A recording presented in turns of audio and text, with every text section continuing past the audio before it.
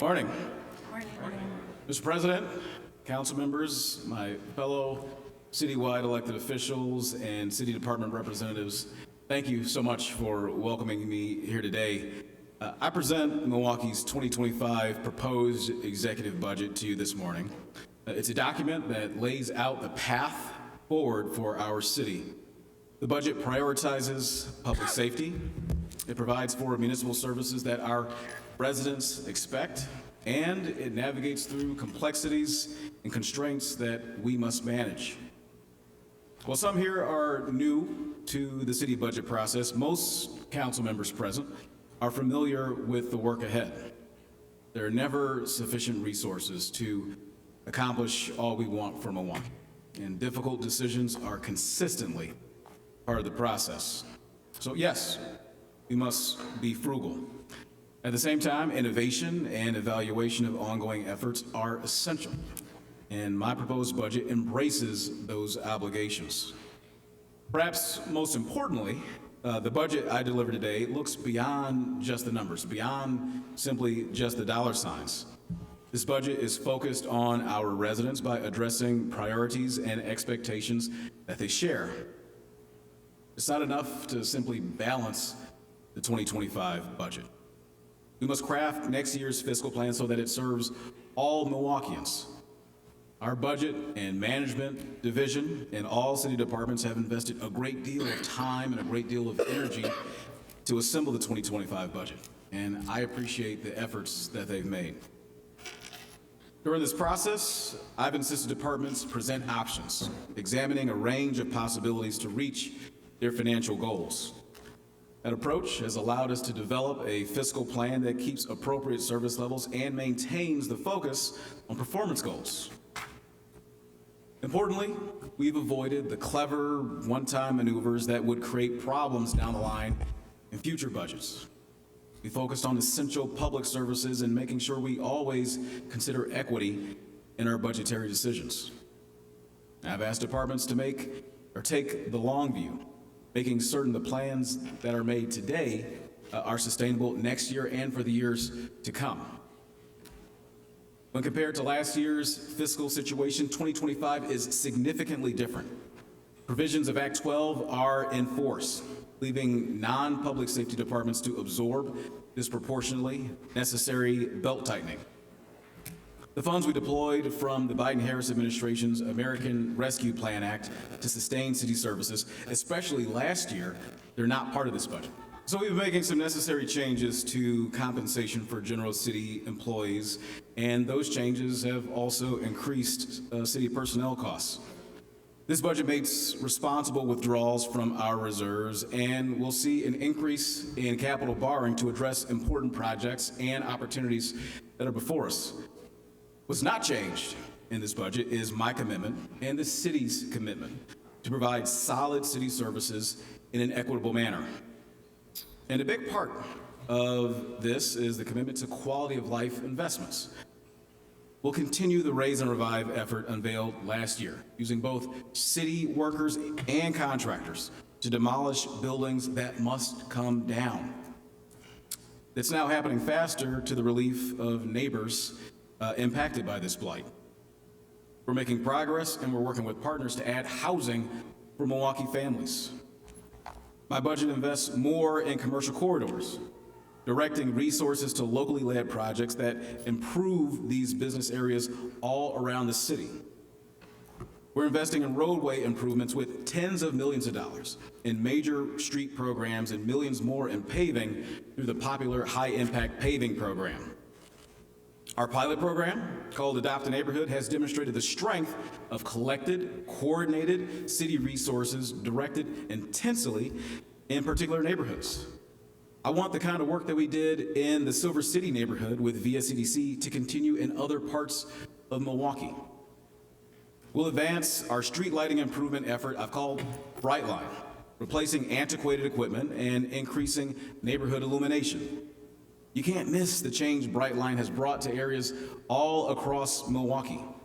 Bayview and Brewers Hill, Muskego Way and Morgandale, and some of the most impressive work Some of the most impressive progress is in Alderwoman Larissa Taylor's district, where 97% of streetlights have been upgraded. Expect more of this work in 2025. Brightline is also a public safety effort.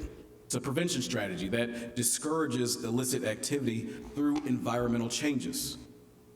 Prevention and accountability. These are the two pillars of my approach to building safety in Milwaukee. This budget recognizes we must address crime and safety with multiple approaches that hold individuals accountable and at the same time provide direction and alternatives to keep people from going down the wrong path.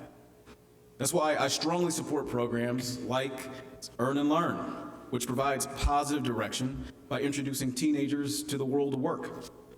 Similarly, for preteens, I'm a huge backer of Camp Rise. In leading the creation of Camp Rise, I worked with Employ Milwaukee and thoughtful individuals.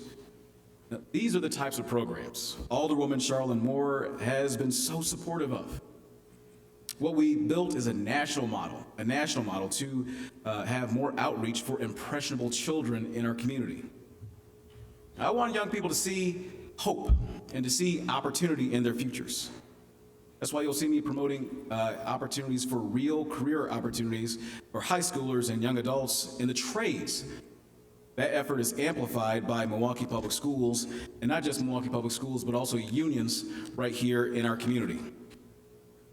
Our Office of Community Wellness and Safety advances partnerships that prevent violence using strategic approaches and conflict mediation. It's partners like the Medical College of Wisconsin and the United Neighborhood Centers of Milwaukee are building public safety efforts. We're addressing reckless driving with preventative physical changes to our roadways. I know that Alderman Jonathan Brostoff is celebrating new bike lanes on North Avenue that protect bicyclists and scooter riders while also calming automobile traffic. We've put tens of millions of dollars from a variety of sources into street safety, advancing our complete streets approach. So whether it's Villard Avenue in Alderwoman Andrea Pratt's district, Center Street in Alderman Russell Stamper's district, or Sherman Boulevard in Alderman DeAndre Jackson's district, more changes to improve safety are on the way. We're working with partners, especially Governor Tony Evers and his Department of Transportation, to increase driver's education. That's another prevention step to increase community safety. For not backing down from accountability for reckless drivers. It remains an enforcement priority for the Milwaukee Police Department. The budget includes money for portable cameras that will be used along roads with a high frequency of speeding and irresponsible driving in an effort to rein in that problem. To quote Alderman Lamont Westmoreland's comments about reckless drivers, yes, we are sick and tired of your behavior. And for people who flout the rules, including failing to license and register vehicles, our Department of Public Works tows thousands of cars each and every single year. And at my direction, that effort will not subside. Accountability for anyone harming our community and our safety is a big part of our police department's work. This budget funds the maximum complement of new officers, 65 recruits in 3 classes. Residents across Milwaukee, including leaders like Southside Alderman Peter Bergelis and Northwest Side Alderman Mark Chambers, are pushing for greater police visibility and prompt police response times. This budget takes a step forward in that direction. I'll also continue to voice my expectation that our prosecutors and our courts hold those responsible fully accountable for their crimes. We're investing in new personnel for the Milwaukee Fire Department with the possibility of another reopened fire station.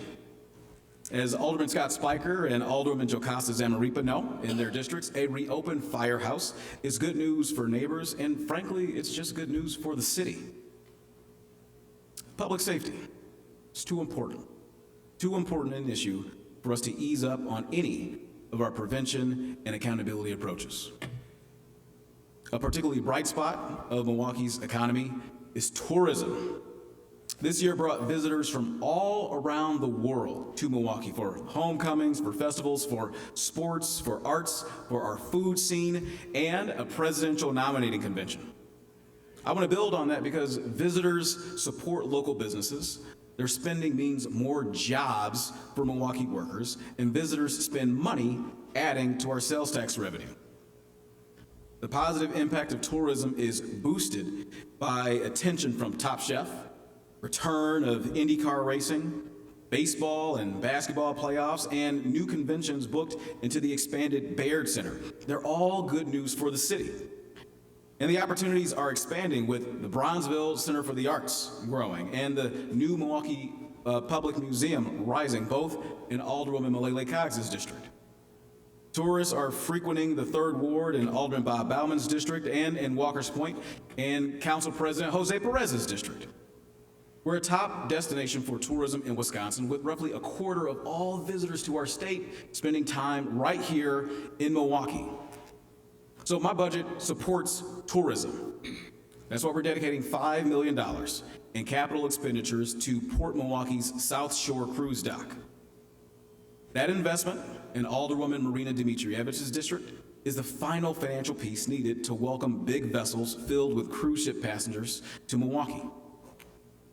Milwaukee is already an established cruising destination, so adding a notable new welcoming terminal has the potential to add thousands of cruise ship visitors who have already discovered us. The budget I'm presenting includes a modest 2% increase in the property tax. What does that mean for a Milwaukee homeowner?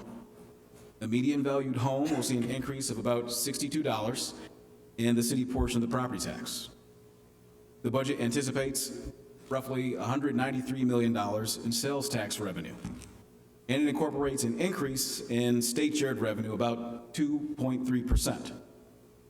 Most fees will increase 2%, with sewer and stormwater fees up by 5 or 6%, reflecting greater cost associated with that work. So let me close with this. There's no question that this budget is tight. Assembling this plan required thoughtfulness, thoroughness, care. While there are notable pressures on our finances for 2025, we are in a much better position to address those pressures because of the work that all of us did, each of us in this chamber did last fall on the 2024 budget. We resisted expenditures that are not sustainable. We're cautious about new programs. And we're focused on outcomes, the performance measures that prioritize expectations and needs of residents of Milwaukee.